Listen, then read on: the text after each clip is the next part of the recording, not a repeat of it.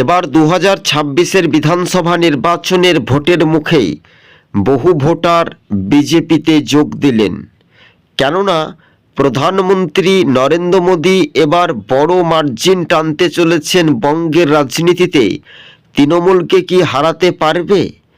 বিভিন্ন সময়ে বিভিন্ন দিক থেকে আমরা বুঝতেই পারছি যে মহিলাদের অ্যাকাউন্টে যে লক্ষ্মীর ভাণ্ডারের টাকা দিয়ে বাংলার মানুষ আর কিন্তু তৃণমূলকে ভোট দেবে বলে মনে হয় না। এমনটাই প্রতিক্রিয়া।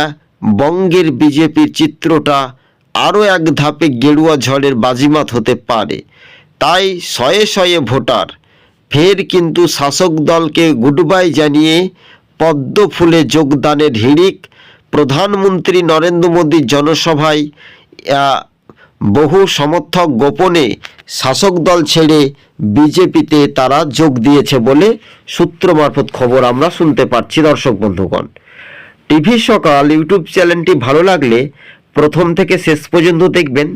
চ্যানেলে নতুন হলে অবশ্যই শেয়ার করে পাশে থাকবেন। আজকে ছিল আমাদের এই পর্যন্ত প্রতিবেদন। 2026-এই ফের গেরুয়া ঝড় উঠবে।